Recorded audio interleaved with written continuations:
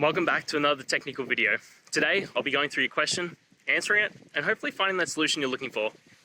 Guys, remember to stay just a little bit crazy, just like me, and hopefully you work through to that resolution. Let's get started.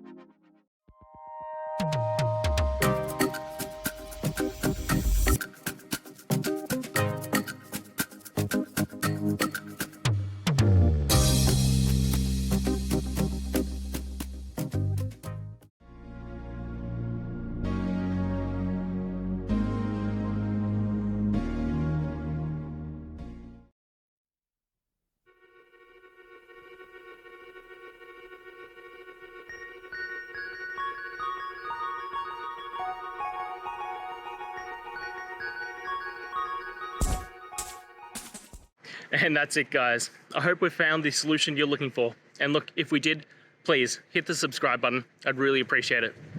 And until the next time you need technical help, I hope you have a good one.